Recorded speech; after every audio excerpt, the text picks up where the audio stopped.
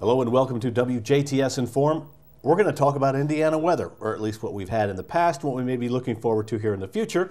As joining me in the studio is Ken Eck with the Purdue Extension Office here in DuBois County. Ken, welcome to the show. Thanks, Bill. We are glad to have you here. Now, I guess really what we're going to talk about is the fact that we had a drought last year. Yes. But what does that mean for this year? And I'm going to see if you can also predict the weather. Yeah, well, as we discussed earlier, that's the part we're interested in, is what's going to happen next. Yes. The drought has gone all year long, of course, and it's not just the first, but really it's basically 3 in a row is what we had the last couple of years. We were lucky with the first 2, but in 2012 we actually got hit with a full-blown drought. And usually people think that once you have the first snowfall, the first rainfall, that's when your drought's pretty well over. But what actually has to happen for the plants, the crops, anything growing out there is we have to recharge the ground.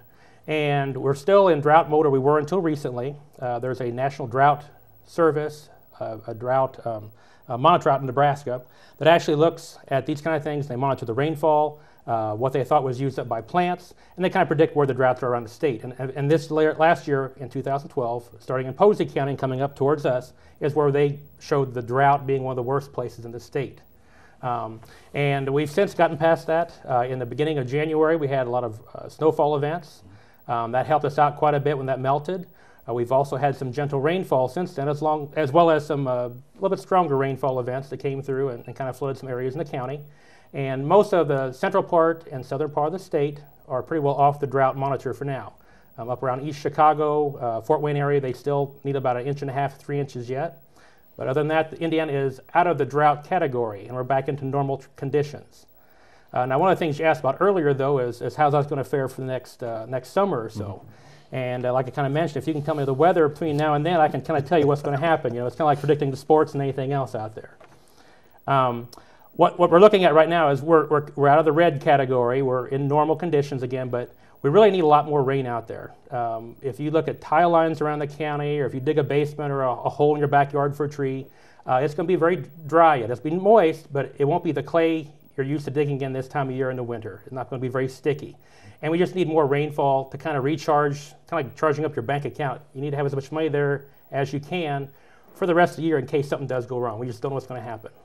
I guess we can get too much rain, too. Oh, yeah, yeah. We really don't want that hard rain. No, we don't. And that's one of the problems, too, is some of these monitors, they watch how much rainfall we have. And what we really need is nice snowfall event or gentle rain where it maybe rains all night and you get the next day and it stopped. And that's what you mostly want for activities anyway. But we have had a few large rainfall events where we've had up to as much as 6 inches in some counties around Indiana here. And that pretty well runs off right away. So that doesn't really recharge things like we need it. We need a nice gentle rain so it soaks in overnight and everything's kind of hunky-dory by the time we come through in August and September of the year when we're going to have a lot of concerns if anything happens. Now, at the time there were a lot of ponds and lakes that were starting to get low. I know in Texas, didn't they have lakes that actually just dried up? Yeah. Where are we with lakes and ponds? Are they back where they should be? Or they still need some more? No, they still need some more. Like Patoka Lake, of course. We're nowhere near running out of water in the county or any place else in southern Indiana. The main thing was we had heat and we had drought, and that's what affected the plants and landscaping and gardens and things around the county.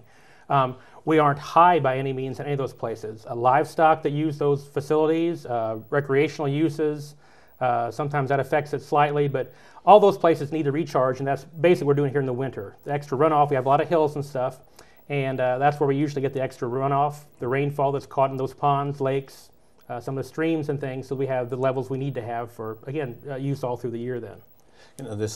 Is there a water table that needs to be at a certain level, or is there an aquifer that needs water? The aquifer is more of a permanent thing that's a lot deeper down. Mm-hmm. That's like where a lot of the wells in the county might come from.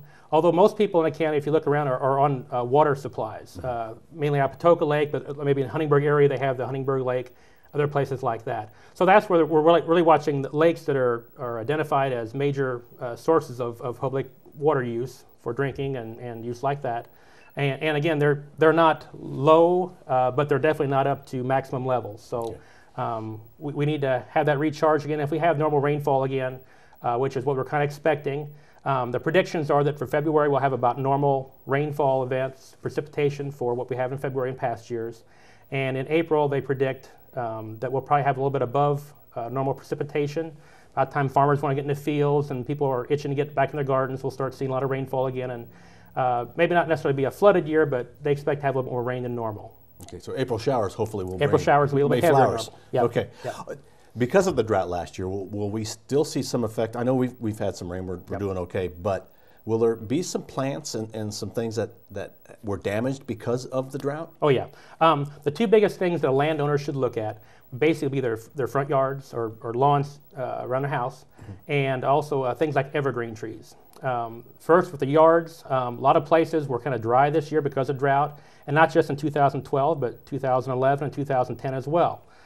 Those places a lot of times are going to have weeds, so they need to go out and maybe apply some kind of a broadleaf or lawn herbicide to take care of those bare patches, and then go out and kind of rake it around with a rake of some type, or till it up and then put down whatever grass seed they need to match the rest of the yard around it.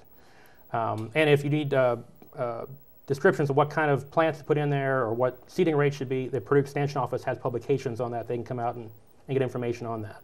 Okay. If you start to see an evergreen starting to die, turning brown, is it too late?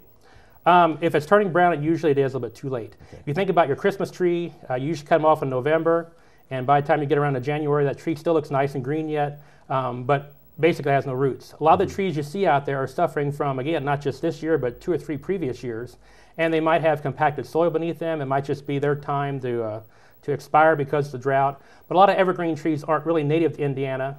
They've been brought in, especially Scotch pines, arborvitae, things like that we have. And they're not quite used to the really hot, dry summers we've had the last 3 years. If you have things like oak trees, walnut trees, maple trees we have in our front yards, they're more native to Indiana, and they're used to those kind of circumstances occasionally, and they have deeper rooting systems that can kind of handle that. If you do have a problem with an evergreen tree, you probably have to take it out, try to match it up, maybe go back to the same place you purchased the first one to try to match the species so it looks the same, but it maybe won't quite blend in because it's going to be shorter and a little bit younger perhaps.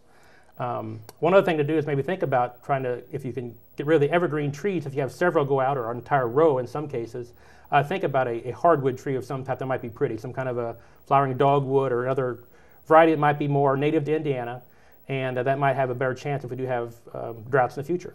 If somebody has questions about plants in their yard, can they call you? Sure, come on out anytime, and we take care of not just plants like that, but also we have insect concerns, all kind of schedules for vegetable crops, things like that, or diseases. We can go through, and we have plant labs and things we can access to help landowners out with that. Okay, now I know that you're not a soothsayer. You can't necessarily see into the future, but we're going to have a little bit more of an insect problem this year. They say if you don't get a deep freeze, you're going to have a lot of insects. We just don't know. There are some insects that fly in over winter. We have traps and monitor those when they come in, especially for the ag crops. There are some insects that overwinter in debris from like a previous year's garden, or maybe in a tree or something like that. So definitely the weather will affect that if it's too cold or too hot. A lot of times for insect control, you do want it to be freezing, little snow and lots of cold temperatures. The other thing we worried about last year was maybe diseases, but when we got into a dry spell, we had almost no disease problems at all. So sometimes the dry conditions are actually beneficial to the plants. We had some of the best apple trees in the county and some other fruit trees as well because there were no diseases that were to worry about, and they just were beautiful if they didn't get hit by the drought and the water conditions themselves. So again, it's one of those things we don't know. We'll have to wait and see. If it gets too wet, they might drown out. If it's too dry again, they may not make it that way. So we'll just have to wait till the weatherman comes through and tells us what's going on. I guess just got to deal with it when you see it. Deal with it when you see it. All right, Kenny, is there anything you'd like to add? No, again, just if anybody does have a concern about their lawn or garden, stop by our office or give us a call. Or you can also go on the internet, just Google DuBois County Extension, and we have a lot of publications there online as well as different areas they might find interesting. All right, well, thank you very much. Thank you. Our guest has been Kenny Eck with Purdue Extension in DuBois County. Thank you for watching WJTS In.Form. We are local people watching local people.